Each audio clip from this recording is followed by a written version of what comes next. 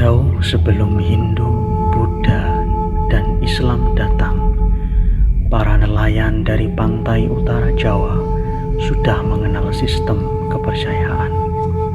Sistem kepercayaan yang terendap dari laku batin manusia Jawa menempuh perjalanan sunyi, membaca tanda-tanda kehadiran Dia yang tak terlihat. Ini adalah catatan kecil tentang Laisan, sebuah ritual yang beralih menjadi kesenian, digunakan untuk propaganda perang, timbul tenggelam dalam perubahan zaman, sempat mati suri, dan akhirnya lahir kembali dalam wujud yang sekarang.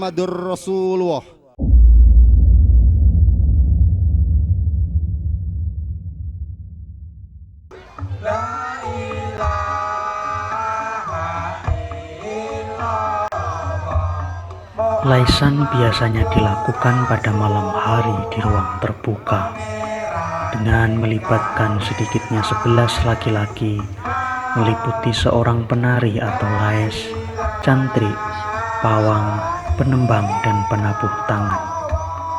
Laisan sendiri adalah kesenian tradisional rakyat berupa pertunjukan yang memadukan tarian, musik tetabuhan, dan nyanyian-nyanyian magis yang tumbuh di daerah-daerah pesisir Jawa. Laisan atau laisan berarti pula hampa, hening, atau kosong. Ketika dimasukkan ke dalam kurungan ayam berbalut kain mori dengan dipenuhi asap kemenyan, lais menjalani ritual untuk mencapai titik keheningan atau kehampaan batiniah. Lais yang juga seorang lelaki ini akan menjadi media masuknya roh nenek moyang yang disebut bidadari.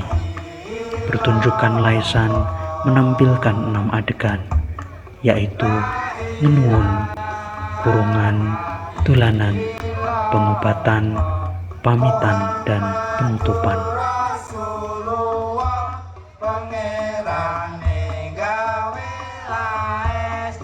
Diperkirakan, Laisan merupakan sisa-sisa upacara religius yang berubah fungsi menjadi kesenian tradisional. Awalnya, Laisan dipakai sebagai media untuk menghubungkan diri dengan roh-roh serta kekuatan gaib yang ada di alam sekitar. Sarana yang ditempuh untuk mendatangkan roh adalah dengan membuat sesaji dan membakar kemenyan atau bau-bauan yang wangi, diiringi dengan bunyi-bunyian agar roh yang dipanggil bergembira bersama.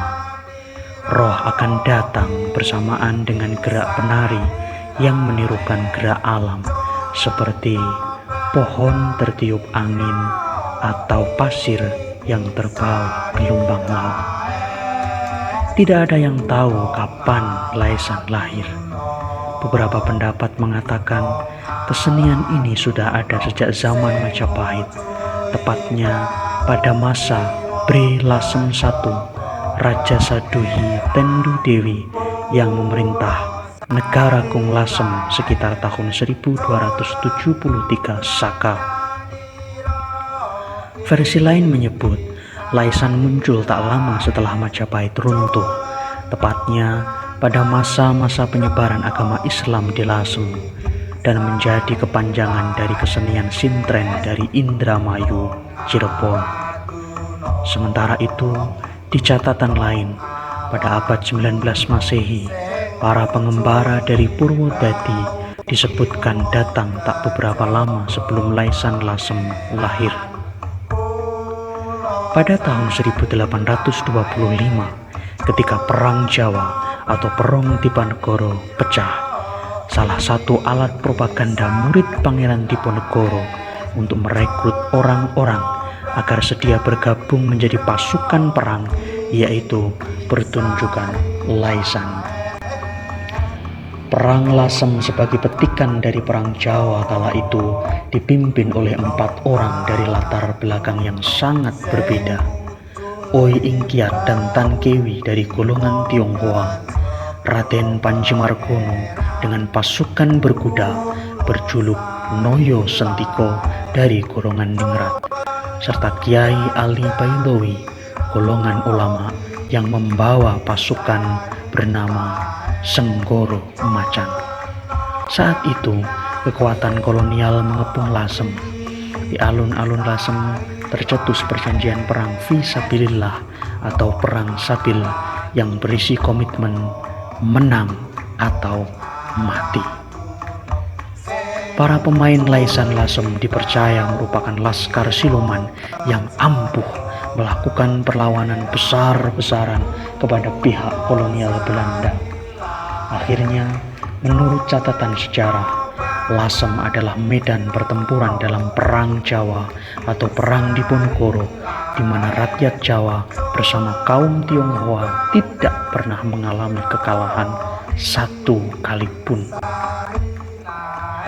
Dalam perkembangannya sampai saat ini, Laisan telah mengalami pasang surut yang pelik. Di awal tahun 1940-an, pertunjukan Laisan begitu menarik atensi sebagai hiburan para pejabat VOC. Dari sinilah Laisan semakin terbuka dengan identitasnya sebagai seni pertunjukan. Oleh karena itu, pada tahun 1945, selepas Indonesia merdeka, Laisan mendapat perhatian yang intensif dari pemerintah, sehingga kemudian dikenal di berbagai daerah seperti Pati, Tuban, Cirebon, dan lainnya. Laisan kerap ditampilkan untuk memperingati hari kemerdekaan, ulang tahun ABRI, dan acara-acara lain di awal masa pemerintahan Presiden Soeharto. Pada akhir tahun 1969, Laisan Lasem mengalami mati suri.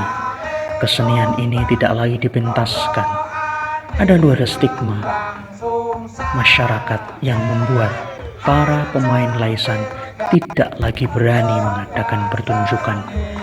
Pertama, Laisan dianggap sebagai bagian dari PKI dan berada di bawah Lekra, Lembaga Kebudayaan Rakyat. Kedua, Laisan dipercayai haram dalam Islam.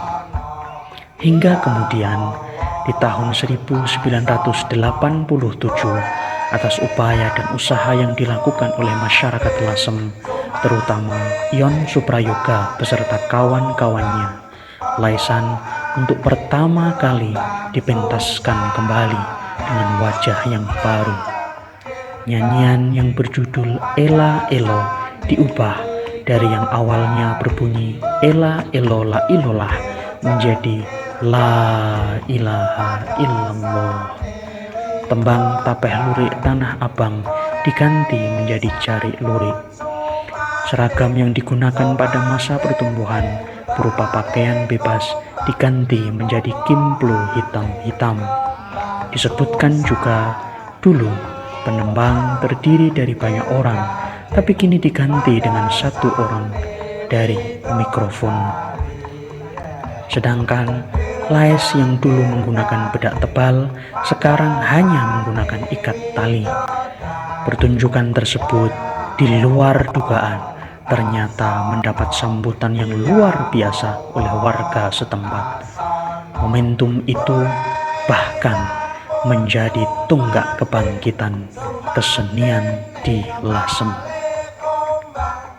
Laisan telah berubah dari awalnya merupakan ritual menjadi kesenian, lalu digunakan sebagai alat propaganda perang, dan kini menjadi kesenian hiburan yang mengandung berbagai fungsi. Pada masa kebangkitan, Laisan mengalami perubahan fungsi menjadi sarana hiburan, ritual, dan presentasi estetis.